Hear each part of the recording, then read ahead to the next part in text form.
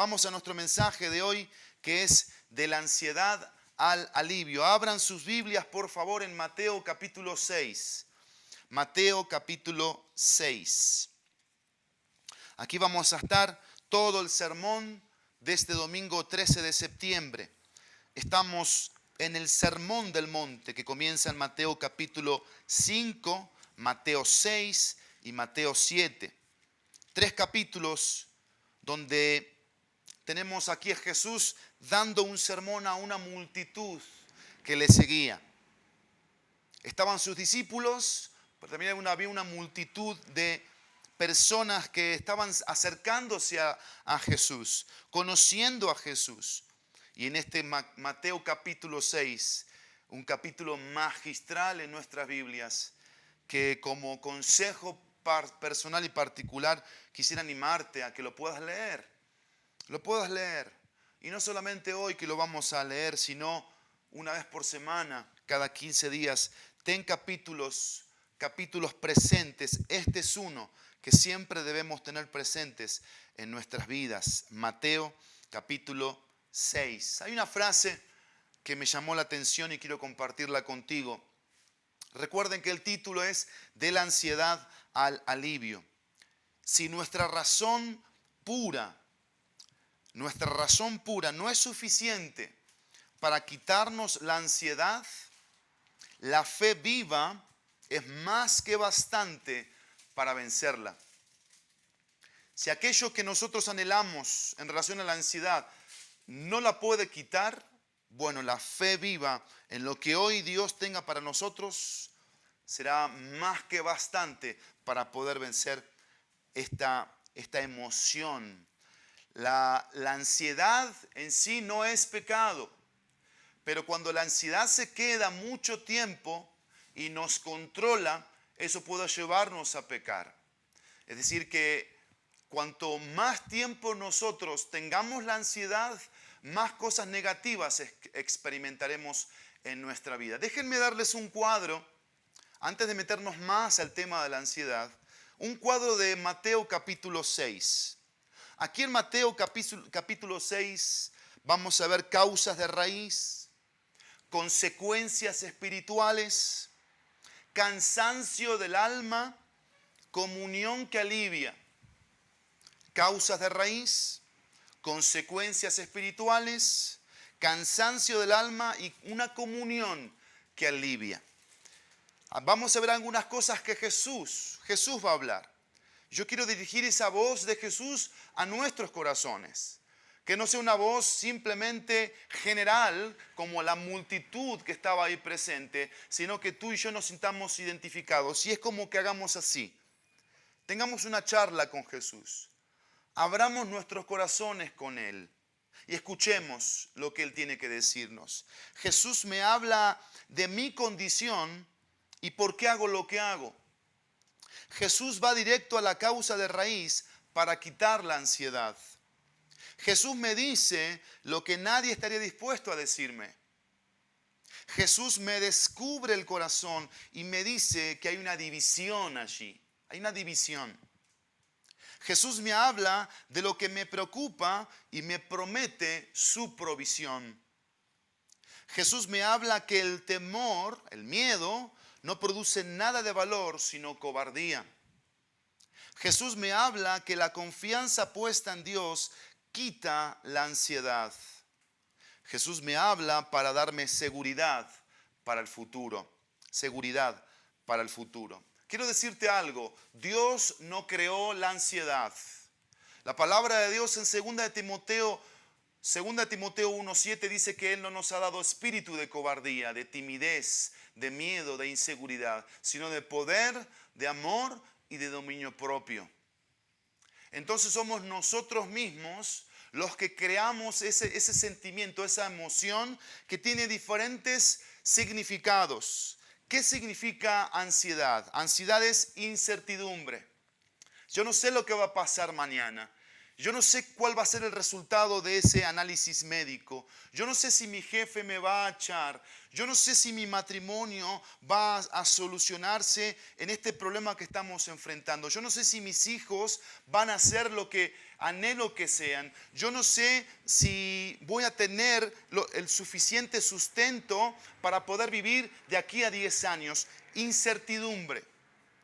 Pero esa incertidumbre genera inseguridad. Vivimos inseguros.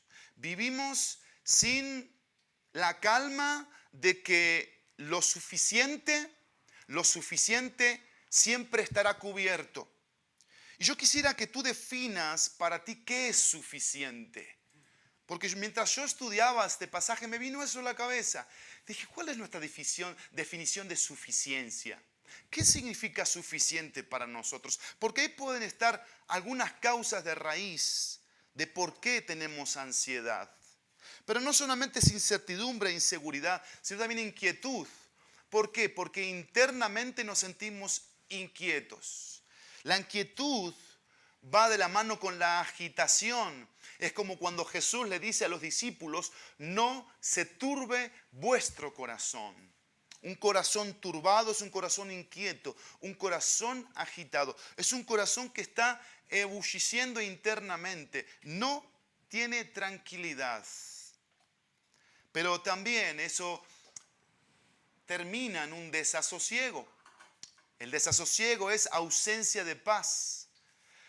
Y hay muchos seres, incluyéndonos nosotros, que podemos estar hoy así, sin paz, en un desasosiego, muchas gracias, en un desasosiego total en relación a cosas que podemos estar viviendo y experimentando. Si yo definiera con una frase el significado de ansiedad, sería este: el miedo de no estar en control. El miedo de no estar en control. Resumo: incertidumbre, inseguridad, inquietud, agitación, desasosiego, distracción con el miedo de no estar en control. Quiero puntualizar algo. La palabra distracción, que no la mencioné aquí, distracción. ¿Saben que el Nuevo Testamento define ansiedad como distracción? Distracción. Estamos ansiosos y a la vez estamos distraídos. Bueno, cuando voy a la palabra de Dios, digo, sí, tienes razón, Señor. Tienes razón cuando tú defines un problema, una emoción que no debe durar mucho. Si tengo una preocupación, si hay algo que me angustia, yo debo aprender rápidamente a saber cómo canalizarlo, cómo controlarlo, para encontrar ese alivio, esa calma, para encontrar ese desahogo que me va a hacer ligera, me va a aligerar la vida, el caminar. Por eso el título, de la ansiedad al alivio. Tengo dos preguntas. ¿Qué cosas son las que preocupan el alma? ¿Qué cosas son las que preocupan el alma? Jesús en Mateo 6, desde el versículo 25 al 34, dice que son tres. Dice que es el vestido, dice que es la comida y dice que es el techo, la casa. Son tres cosas. Que algunos le añaden el tema de preocuparse por crecer 10 centímetros más. Y por más que te preocupe, dice Jesús, de ser chaparrito a ser alto, no vas a ser más alto por preocuparte. Ni tampoco por preocuparte vas a añadir un día más, dice Jesús, a tu vida. Es más, cuanto más te preocupes, restas días a tu vida. Porque la ansiedad es algo que genera infartos, ¿sí? Trae problemas cardíacos, una mala alimentación. La ansiedad produce que nos alimentemos mal, que comamos mal, que no veamos el ejercicio como una bendición de parte de Dios para poder caminar, poder correr, poder movernos. La ansiedad nos limita, nos encierra en un marco de nerviosismo. Estamos con nervios, estamos estresados, porque también está ligada la ansiedad al estrés. Entonces, ¿qué cosas son las que preocupan el alma? Pero también la segunda pregunta: ¿qué necesita el alma para encontrar el alivio? ¿qué necesita el alma para encontrar el alivio? Y miren, yo quiero ir al grano aquí, la verdad. Yo no quiero tardarme tanto en hablar del problema, que es la ansiedad.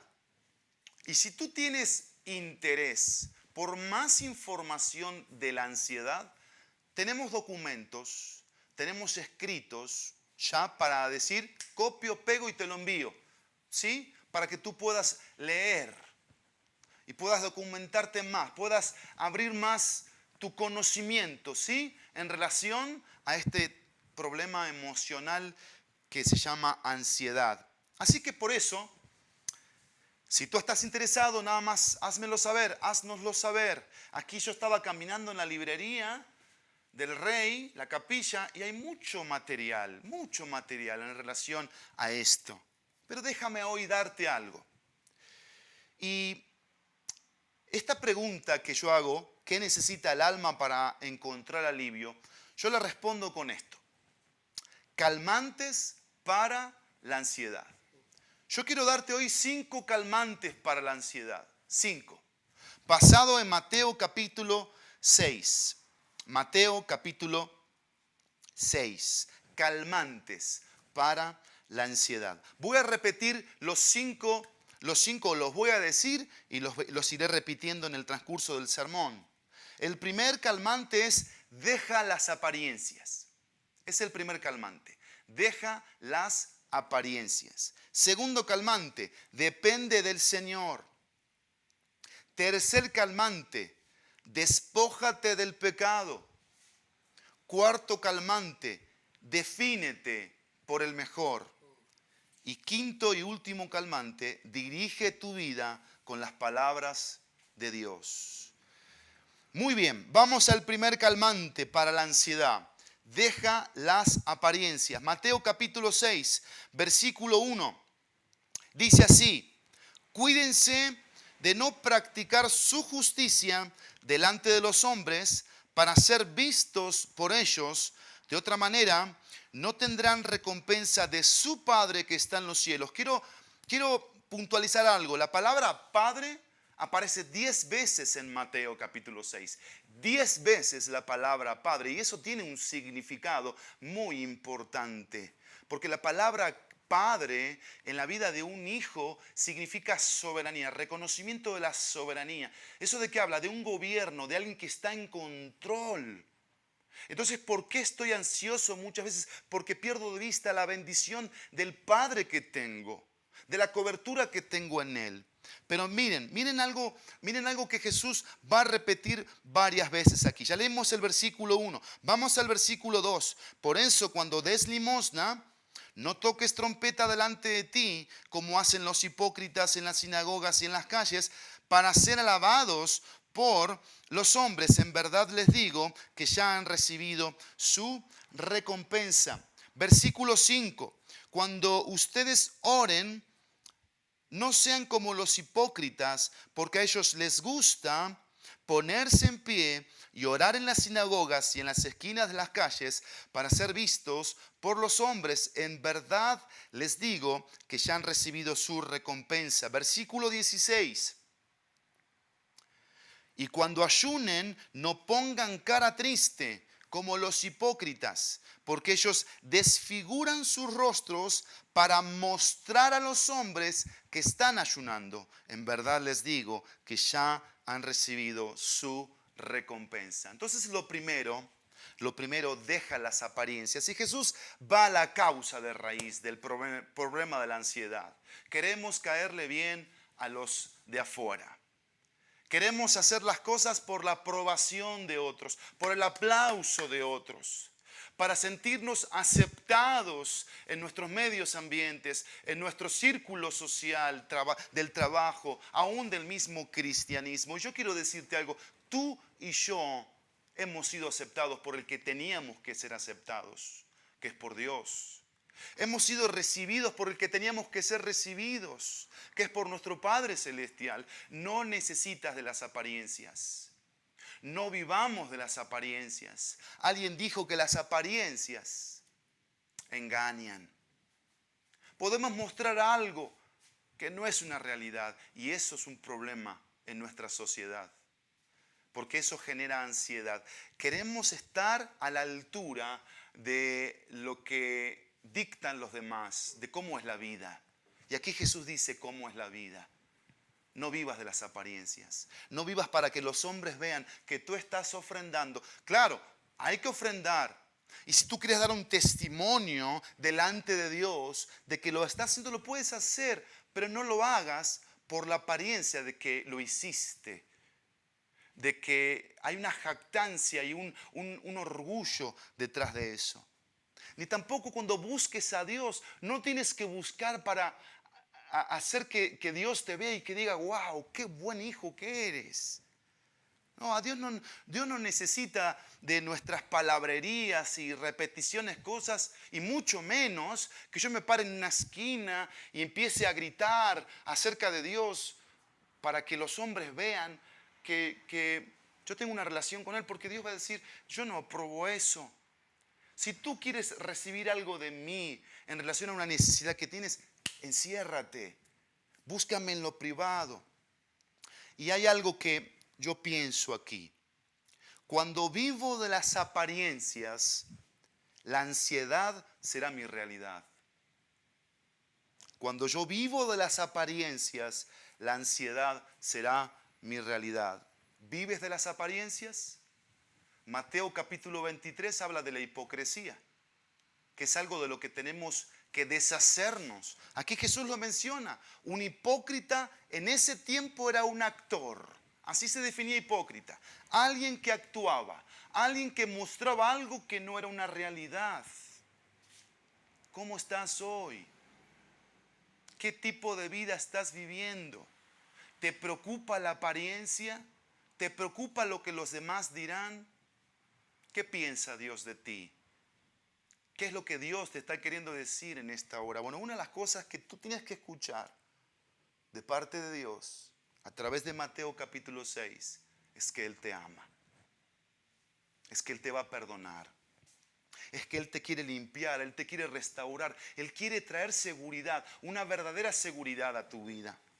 Pero no solamente deja las apariencias, sino en segundo lugar depende del Señor. Depende del Señor. Acompáñenme a Mateo 6, versículo 5 en adelante. Cuando ustedes oren, no sean como los hipócritas, porque a ellos les gusta ponerse de pie y orar en las sinagogas y en las esquinas de las calles para ser vistos por los hombres. En verdad les digo que ya han recibido su recompensa, es decir, ser visto. Pero tú, vean este aspecto personal de la dependencia. Tú, yo, cuando ores, entra en tu aposento y cuando hayas cerrado la puerta, y ese cerrado la puerta no solamente el que no tengas distractores afuera, sino distractores adentro. Cierra la puerta para que nada te saque de tu comunión ni tu tiempo de desahogo, de estar en la presencia, de deleite, de disfrute. Y dice el versículo, ora a tu Padre que está en secreto, tu Padre con el que tú tienes una relación personal, y tu Padre que ve en lo secreto te recompensará. La recompensa de parte del Padre en aquello que tú le estás colocando en sus manos, que te está cargando el corazón, que te están angustiando, o que es algo que simplemente tú deseas hacer por Él. Tú quieres ser un mejor evangelista, quieres ser un creyente más santo, más piadoso. Está bien, Dios lo sabe. A Él le gusta que tú tengas relación y comunión con Él, pero no fanfarrones de nada de eso. No quieras halagarte, no quieras agrandarte, porque eso no va, eso no entra en la comunión con Dios. Y el versículo 7 dice, al orar, no usen ustedes repeticiones sin sentido, como los gentiles, porque ellos se imaginan que serán oídos por su palabrería. Es decir, usamos palabras delante de Dios para querer quedar bien con Él, y no somos sinceros delante de Dios. No le abrimos verdaderamente y le decimos lo pecadores que estamos siendo, lo egoístas que estamos siendo, lo orgullosos, el pecado que estemos cometiendo, y le decimos tal cual a Dios lo que es. Y eso no necesita de vueltas. Eso es llano, eso es sencillo, es decirle las cosas como son a Dios. Versículo 8, por tanto, pensando en esto, no se hagan semejantes a estos que piensan que orar significa eso, porque su Padre sabe lo que ustedes necesitan antes que ustedes se lo pidan. Nuevamente Jesús está resaltando aquí la soberanía. Sabe. Dios es omnisciente. Uno de los rasgos inmutables que no cambian de nuestro Dios es que Él sabe. Él conoce tu necesidad. Él conoce tu aflicción. Él sabe lo que hoy te está haciendo tropezar, pecar, caer, estar triste y no vivir una vida de entusiasmo, de felicidad, de placer en Él, en la comunión con Él, en la dependencia de Él. Y veamos aquí el pasaje que dice: ustedes pues oren de esta manera: Padre nuestro que estás en los cielos. Padre, nuevamente la palabra Padre, ya dijimos qué significa. Reconocer su soberanía, su autoridad, su gobierno. Santificado sea tu nombre. Cuando decimos santificado, estamos adorando a Dios por lo que Él es. Él es santo. Y cuando tú adoras un ser santo, te comprometes en vivir como lo que Él es. Porque tú crees en este Padre Santo. Y tú debes, y los dos, tú y yo debemos santificar el nombre de Dios a través de una vida que lo adore en santidad, en pureza. Venga tu reino. Quiero dejar de vivir para mis intereses y vivir para tus intereses. Venga tu reino. Voy a vivir para tus intereses, voy a vivir para tus causas, para tus propósitos. Hágase tu voluntad. Renuncio a todo lo que yo creo que para mí es importante, que creo que yo me lo merezco o que me conviene, y voy a buscar tu voluntad en todos los aspectos de mi vida, que es buena voluntad, que es agradable voluntad y que es perfecta voluntad. Cuando estoy analizando este pasaje veo que para muchos el venga, como que es un placer, es algo que los atrae el venga. Nos gusta que vengan cosas. Pero aquí Jesús está hablando de que venga algo que involucre un cambio, un compromiso, una responsabilidad. Tu reino. Y está hablando de un tema de reino aquí.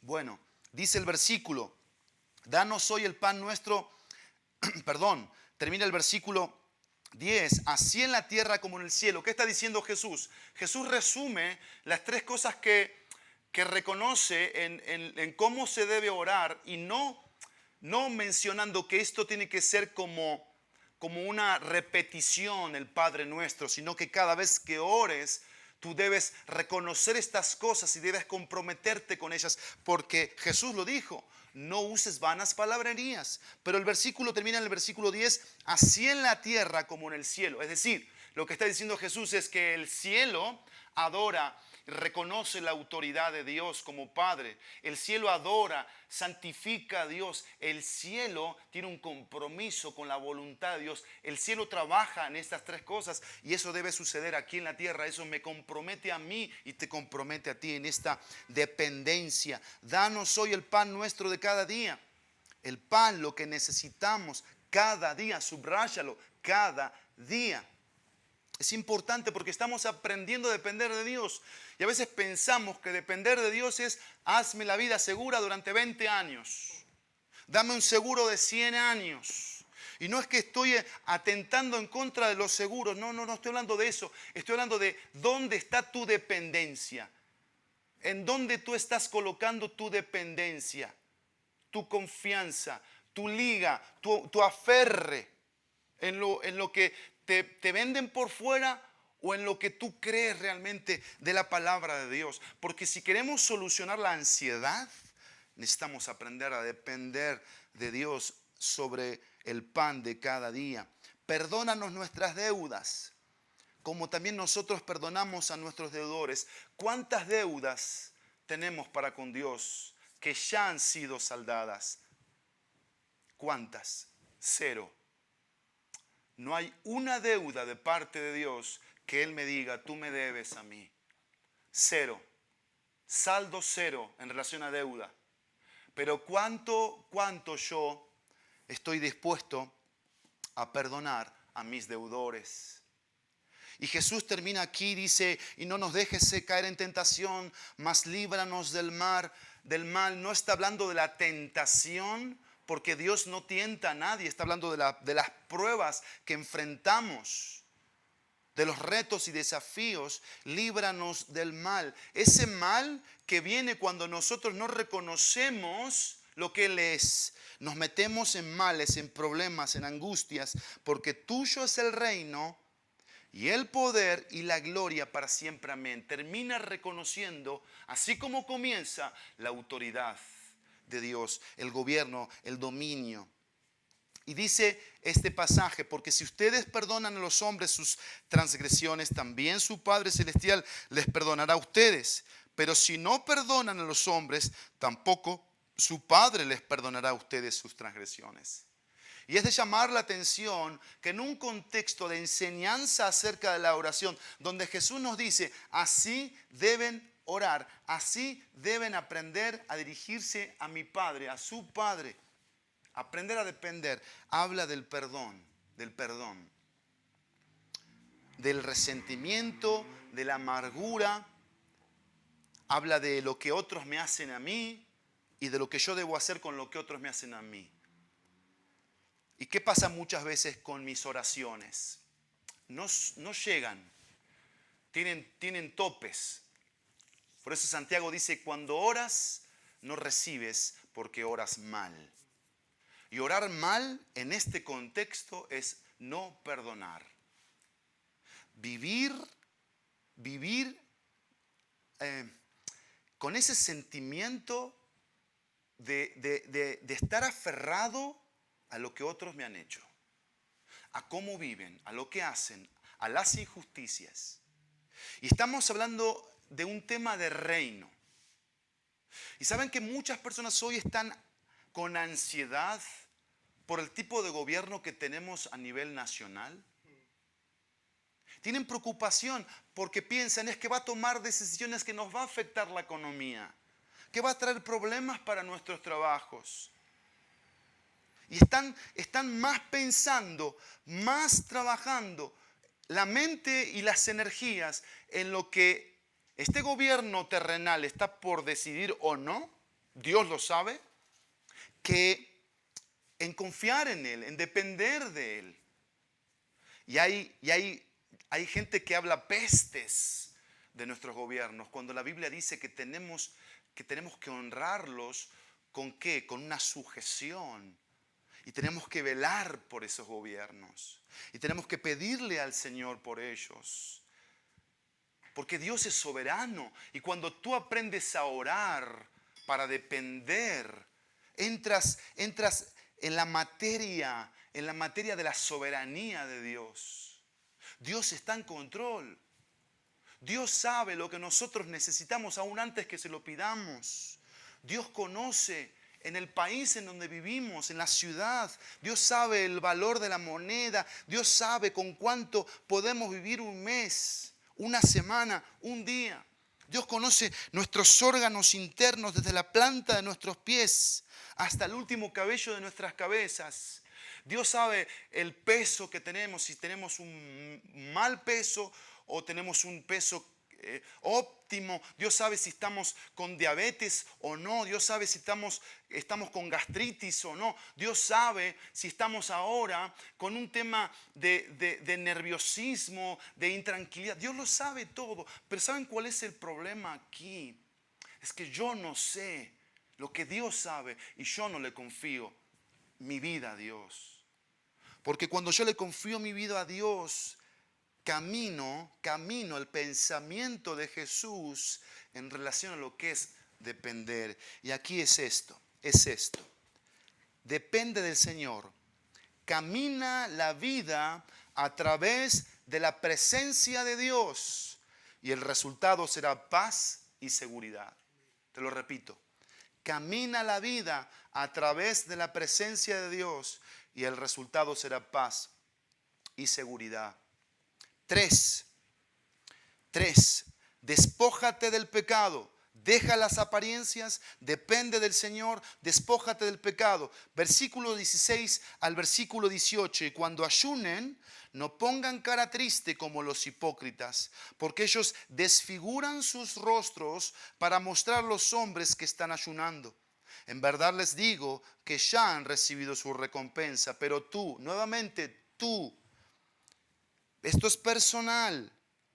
Cuando ayunes, unge tu cabeza y lava tu rostro, dijo Jesús, para no hacer ver a los hombres que ayunas, sino a tu Padre que está en secreto. Lo repite nuevamente. Y tu Padre que ve en lo secreto te recompensará.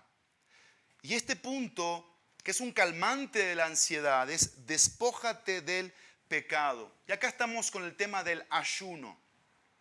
Yo creo en el ayuno. He practicado el ayuno, pero yo creo en el ayuno bíblico. El que Jesús enseña aquí, el que Jesús enseña en Isaías capítulo 58, el que practicó Moisés, el que practicó Jesús, porque el ayuno tiene que ver con esto. El ayuno tiene que ver con privarme de cosas para encontrar la respuesta de Dios a una necesidad que yo esté teniendo. Dejar de hacer cosas, dejar de tener ciertas actividades para enfocarme y concentrarme únicamente en escuchar lo que Dios me quiere decir en relación a eso que yo necesito saber, encontrar una respuesta, una confianza, una fe, porque a veces la respuesta aún en el ayuno no llega, pero yo salgo del ayuno descansado, descargado. Por eso despójate del pecado. ¿Qué pasaba aquí en el contexto? Ellos lo hacían para aparentar y ponían ciertas caras que lo único que hacían era demostrar que no había pasado nada en el tiempo del ayuno. Y se supone que cuando tú y yo ayunamos bíblicamente, cosas deben pasar, cosas deben suceder. Por eso yo pongo esto aquí. El ayuno bíblico se centra en sanar al herido, santificar al sucio y sacar las cargas del cansado. Lo voy a repetir. El ayuno bíblico se centra en sanar al herido, santificar al sucio y sacar las cargas del cansado. Cuando tú y yo ayunamos bíblicamente, estas tres cosas deben suceder. Jesús dijo palabras menos simples, dijo así: pero cuando tú ayunes, unge tu cabeza y lava tu rostro. El ungir tenía una simbología de un aceite que se colocaba, y el aceite tenía varias connotaciones, pero una era para sanar.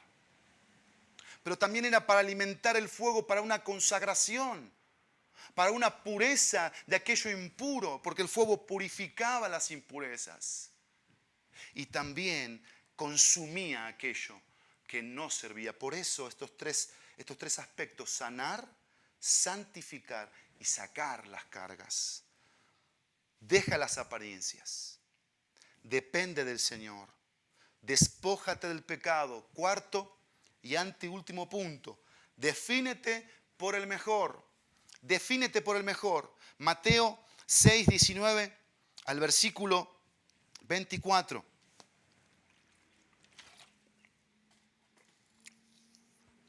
Dice la palabra de Dios: no acumulen para sí tesoros en la tierra, donde la polilla y la rumbre destruyen y donde ladrones penetran y roban, sino acumulen tesoros en el cielo, donde ni la polilla ni la rumbre destruyen y donde ladrones no penetran ni roban. Porque donde esté tu tesoro, allí estará también tu corazón. La lámpara del cuerpo es el ojo. Por eso, si tu ojo está sano, todo tu cuerpo estará lleno de luz. Pero si tu ojo está malo, todo tu cuerpo estará lleno de oscuridad. Así que, si la luz que hay en ti es oscuridad, cuán grande será la oscuridad. Versículo 24. Nadie puede servir a dos señores, porque o aborrecerá a uno y amará al otro, o apreciará a uno y despreciará al otro. Ustedes no pueden servir a Dios y a las riquezas. Y acá está Jesús hablando de los tesoros terrenales y los tesoros celestiales. De la vista sana y de la vista enferma, de la vista buena, de la vista mala. Una vista doble, la mala es doble. La buena es una vista limpia que me deja ver con claridad. Pero también está hablando de dos amos, de dos amos. El amo llamado Dios y el amo llamado dinero, materialismo. Y por eso el punto, defínete por el mejor, porque aquí, en este contexto de estos versículos, Jesús está hablando del amor de Dios al darnos a nosotros la oportunidad de definirnos. ¿De qué lado estamos? Y es muy simple el signo de igual a, es muy simple. ¿De qué lado estamos? Es en los resultados que tú estás teniendo de tus inversiones. ¿Cómo estás hoy? ¿Hoy estás en el centro de la voluntad de Dios? ¿Hoy estás seguro que si llegas al cielo Dios te va a aprobar porque viviste para su gloria? Hoy tú tienes un entendimiento claro y tienes algo seguro de que lo que esta tierra te ofrezca no tiene nada de comparación con la gloria venidera que en nosotros ha de manifestarse. Por eso muchos están así, ¿no? Como que sí anhelo irme con Dios, pero estoy acá súper aferrado. No hemos entendido todavía. No hemos entendido, no nos hemos definido. Seguimos claudicando con dos pensamientos. Dos pensamientos. Y esos dos pensamientos traen los resultados que hoy estamos teniendo. Tenemos un cristianismo cómodo, light. Tenemos un cristianismo que el mínimo esfuerzo está dispuesto a hacer por la voluntad de Dios. El mínimo sacrificio o precio por la voluntad de Dios. Queremos salud. Y esto es algo muy loco. Tripartita, emocional, espiritual, física. Pero somos un desorden, somos un caos. Porque pensamos de una forma, sentimos de otra forma y actuamos de otra forma. Y así hoy está mucha gente en nuestra sociedad. Y quizás ese pueda ser yo, porque esto me está diciendo, a ver, ¿dónde está tu tesoro? ¿Qué es lo que más tú deseas? ¿Qué es lo que más tú deseas? Dice Jesús. Porque lo que más tú deseas, ahí va a estar tu corazón. Y el corazón habla de la pasión, habla de los deseos, habla donde yo más invierto. Y por eso Jesús va a explicar, porque lo que Jesús estaba diciendo era muy loco en ese tiempo y también es muy loco ahora. ¿Qué estaba diciendo Jesús? No vivas para los intereses materiales. Y la gente lo miraba diciendo, a ver Jesús, ¿estás bien con lo que nos dices? Y estaban en desacuerdo. Y por eso Jesús les habla de la lámpara del cuerpo, que es el ojo. Y va a ponerle esta analogía del ojo. Un ojo que ve con luz, con claridad, que lo que obtiene a través del caminar con Dios. Paz, gozo, amor, tranquilidad, confianza, seguridad. Y va a hablar del ojo que está enfermo, el ojo que está en tinieblas, el ojo que afecta. ¿Y saben qué pasa con ese ojo enfermo? Ese ojo enfermo ve doble. Ese es el problema de ese ojo. Y ese es el problema de muchos ojos detrás de esta pantallita. Muchos ojos ven a Dios como alguien a quien pueden acomodar en su cristianismo y ellos vivir como se les antoja. Bueno, eso es un problema que hoy trae enfermedades. Y aquí estamos atacando la enfermedad espiritual. Por eso defínete.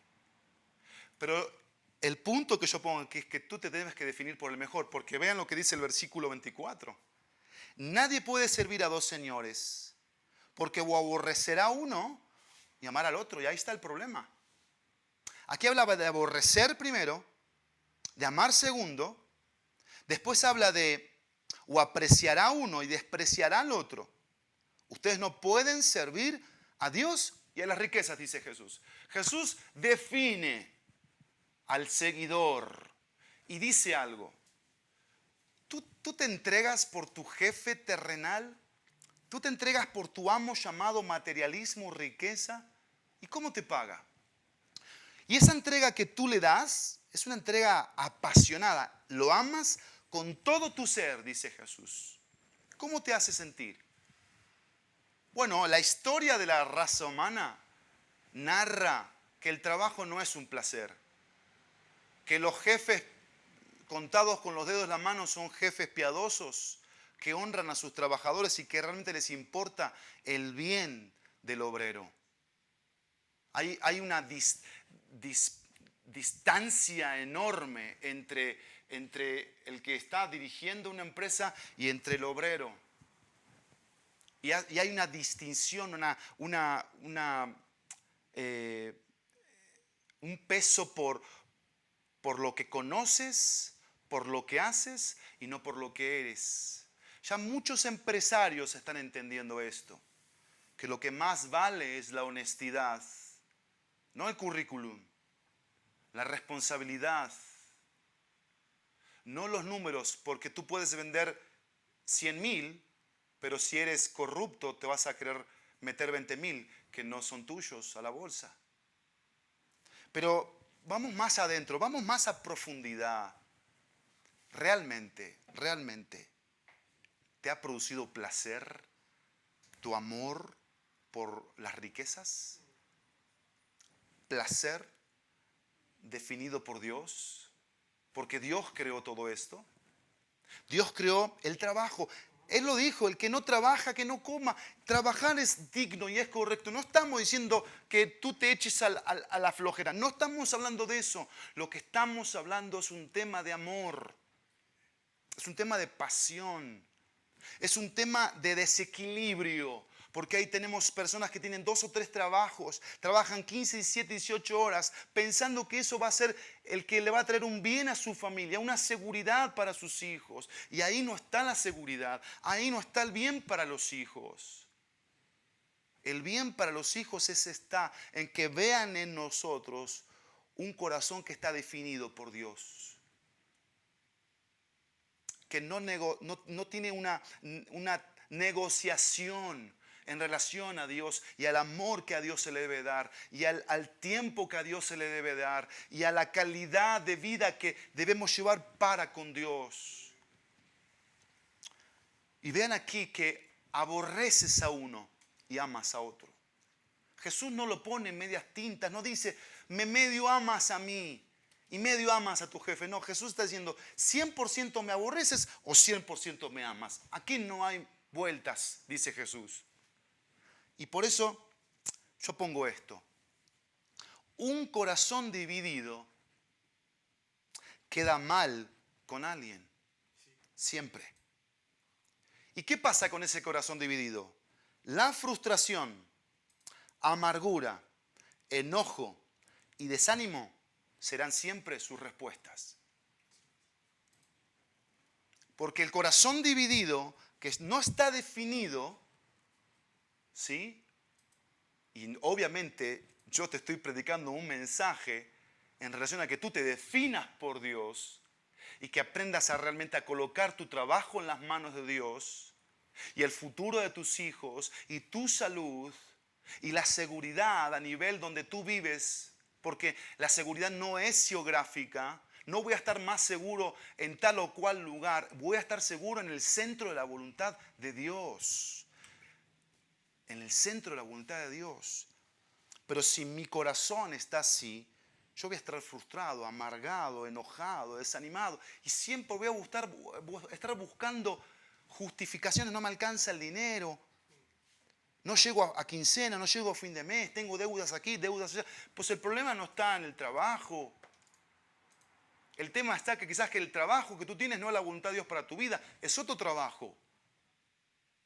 Y hoy muchos están con ese coqueteo de trabajar aún los mismos domingos. Eso es un problema desde hace años. Por eso aquí definámonos. Lo que es del Señor es del Señor. Jesús dijo, lo que es del César es del César y lo que es de Dios es de Dios. Tenemos que nosotros definirnos en esta mañana. Y terminemos el mensaje de este domingo con dirige tu vida con las palabras de Dios. Versículo 25, el versículo 34. Dice así la palabra de Dios, versículo 25 al versículo 34. Por eso les digo, no se preocupen por su vida, qué comerán o qué beberán, ni por su cuerpo qué vestirán. ¿No es la vida más que el alimento y el cuerpo más que la ropa? Miren las aves del cielo, no siembran, ni ciegan, ni recogen en graneros, y sin embargo el Padre Celestial las alimenta. ¿No son ustedes de mucho más valor que ellas?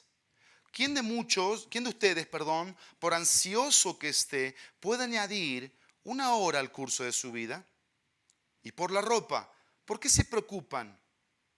Eso debería estar en los closets de muchas casas. Observen cómo crecen los lirios del campo. No trabajan ni hilan, pero les digo que ni Salomón en toda su gloria se vistió como uno de ellos. Y si Dios así viste la hierba del campo que hoy es y mañana es echada al horno, ¿no hará Él, subrayen esto, no hará Él mucho más por ustedes? ¿Y cómo termina? Hombres de poca fe. Por tanto, no se preocupen diciendo, ¿qué comeremos? ¿O qué beberemos? ¿O con qué nos vestiremos? Porque los gentiles buscan ansiosamente todas estas cosas, que el Padre Celestial sabe que ustedes necesitan de todas estas cosas. Y cuando la Biblia dice todas estas cosas, en el griego significa todas estas cosas. No falta ni una. Versículo 33. Pero busquen primero su reino y su justicia, y todas estas cosas les serán añadidas. Repite 3 veces esa frase, todas estas cosas. Versículo 34, por tanto, no se preocupen por el día de mañana, porque el día de mañana se cuidará de sí mismo. Bástenle a cada día sus propios problemas. 3 veces Jesús menciona, no se preocupen. Yo les invité a estar en una charla con Jesús, ¿se acuerdan? Si Jesús te dice ahora esas 3 veces, tú vienes y le dices, Jesús, me preocupa esto, me preocupa aquello, me preocupa el futuro, me preocupa el tema del sustento, me preocupa mi salud, me preocupa mis hijos, me preocupa si no tengo esto o aquello. Y Jesús te dice 3 veces, mira, no te preocupes, no te preocupes, no te preocupes. ¿Qué crees que te está diciendo Jesús? ¿Qué significa eso para ti, para mí? ¿A qué estaba apelando Jesús cuando decía, no te preocupes? ¿Qué estaba diciendo Jesús? Mira, lo que a ti te importa, tus intereses, a mí no me interesa. ¿Eso estaba diciendo Jesús cuando decía, no te preocupes? No. Lo que estaba diciendo Jesús es, confía. Confía. Cree en mí. Tenme fe, dice Jesús. Date cuenta que el creador de la vida no eres tú. Tú no eres el que la creó. Yo la creé esta vida.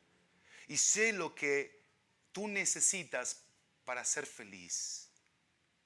Para experimentar placer, contentamiento, plenitud.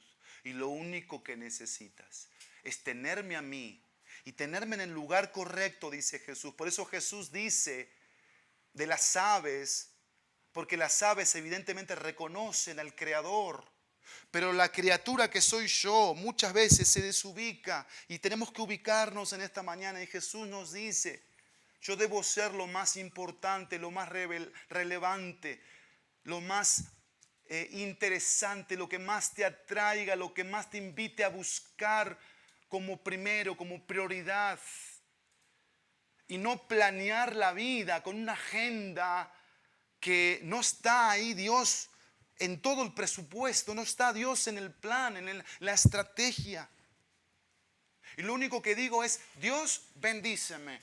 Eso no es buscar primero, eso no es entender por qué dijo no te preocupes. Dirige tu vida con las palabras de Dios. Jesús, escucha bien esto, Jesús no es una opción en el camino.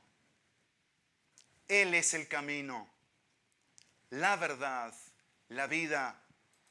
Solo Él sabrá qué hacer con nuestras almas. Solo Él. Solo Él sabe cómo trabajar con esta alma angustiada, cansada, confundida, cargada, cegada, sucia, intranquila. Solo Él. Pero yo quiero animarte en esta hora.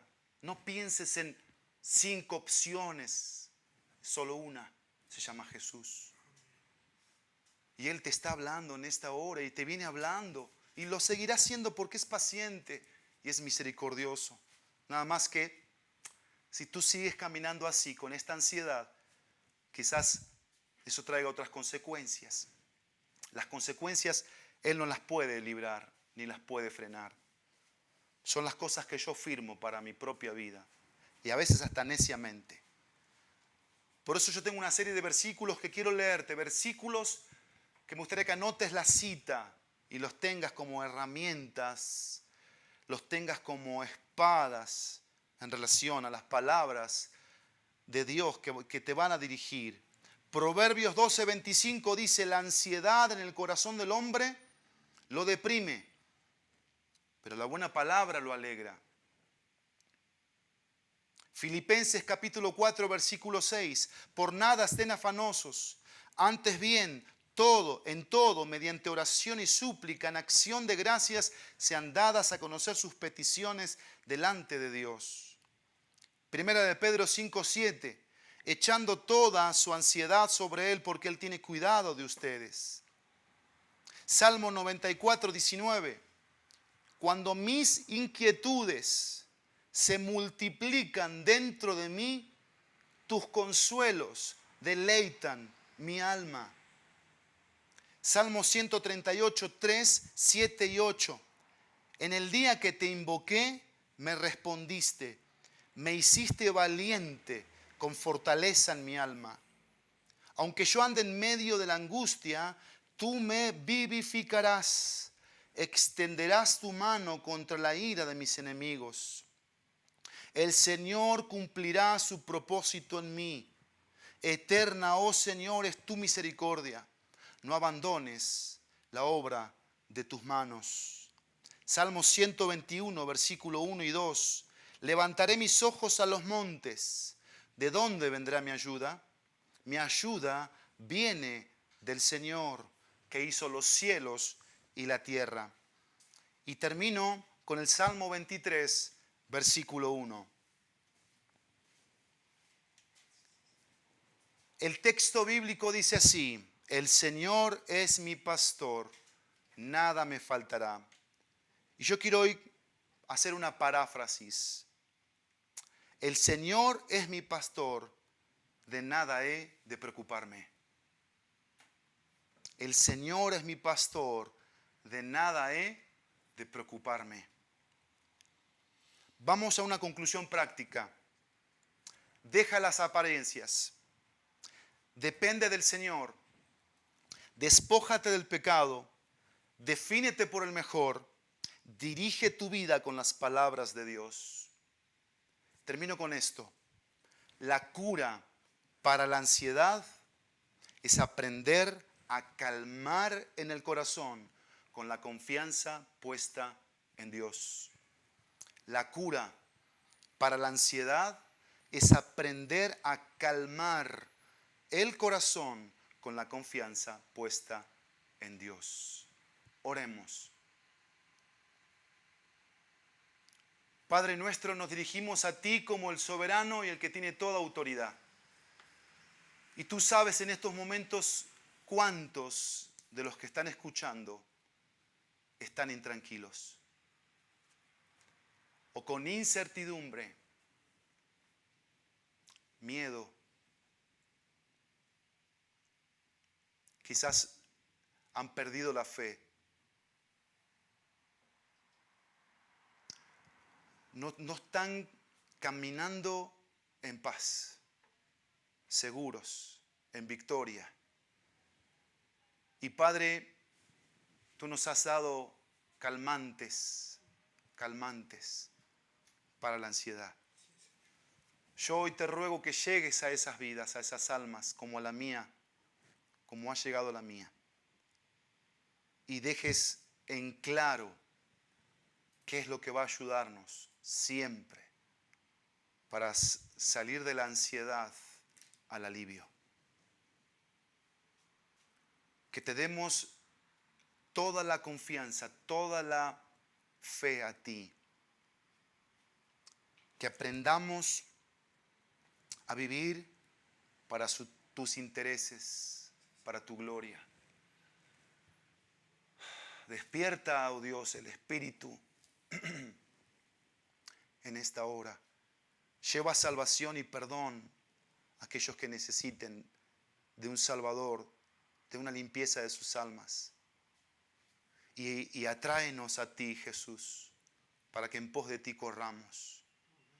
Gracias, Jesús, por ser el que ha dejado en claro como médico del alma qué es lo que cura esta emoción llamada ansiedad. En el nombre precioso, poderoso y sobrenombre, el nombre de Jesús. Amén.